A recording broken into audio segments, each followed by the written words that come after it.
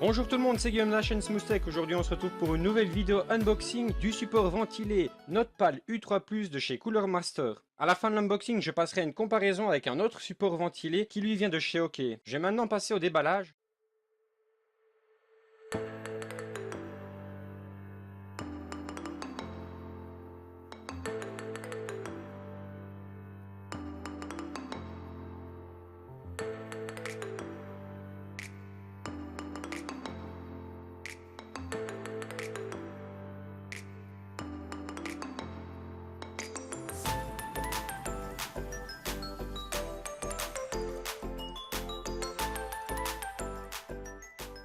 Alors comme vous avez pu le voir avant, ce support ventilé a une légère spécificité. Les trois ventilateurs de 80 mm chacun sont amovibles, ce qui fait qu'on peut les mettre là où on le veut, par exemple au niveau de la carte graphique du portable. Concernant les autres caractéristiques techniques, plus classiques, le support ventilé supporte les PC jusqu'à 19 pouces. On peut régler les ventilateurs de 950 tours minute à 1800, ce qui donne un niveau de bruit pas trop élevé, plus ou moins de 21 à 23 décibels.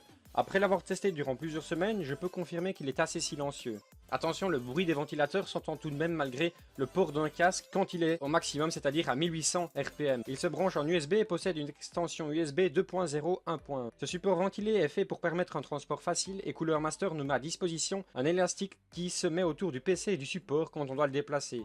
Il possède aussi du caoutchouc à l'arrière pour permettre un câble management de qualité. Concernant son aspect extérieur, il est assez stylé. Il n'a pas du tout un look gamer, mais un look assez soft, passe-partout. Il est fait en aluminium, en plastique et en caoutchouc. C'est un petit point faible de ce support ventilé, car il prend énormément la pierre. Je l'ai pris pour refroidir mon portable MSI, car il fait assez chaud dans ma pièce, ce qui fait que mon portable chauffait assez fort, jusqu'à 90 degrés parfois.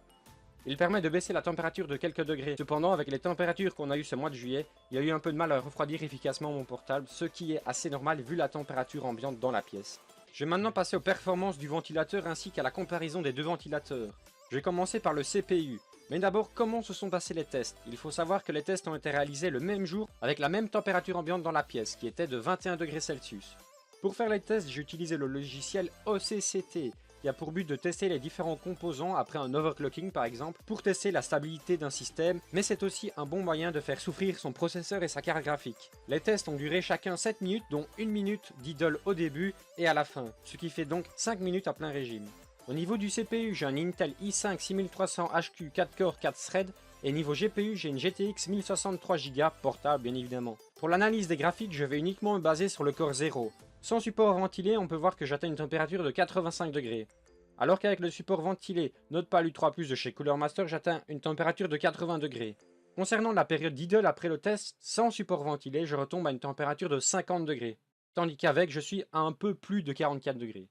Si je compare tout ça maintenant avec le ventilateur de chez OK, le CP-R6, nous sommes sur une température de 80 degrés en pleine charge et une température de 40 degrés après une minute d'idle. Je vais maintenant passer au GPU. Le principe du test reste le même. 1 minute d'idle au début, puis 5 minutes de test, puis à nouveau 1 minute de repos. Sans support ventilé, je suis à 77 degrés et des poussières en charge, et après la période de repos, je suis à 69,5 degrés. Avec le Notepal U3 Plus, je suis à un peu moins de 74 degrés et après une minute à 55 degrés.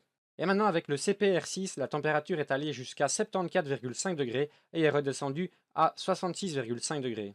Concernant la période d'idle après le test, je ne vois pas très bien pourquoi je redescends autant avec le ventilateur de chez Cooler Master, alors que pour les autres tests, la température reste comme figée. C'est pourquoi je ne prendrai pas en compte cela pour la conclusion. En conclusion, on peut voir que le fait de refroidir son ordinateur portable avec un support ventilé permet de diminuer la température de quelques degrés. Lors des différents tests, on peut aussi voir que les deux supports ventilés se valent plus ou moins. Cependant, la période de test reste assez courte, seulement 5 minutes.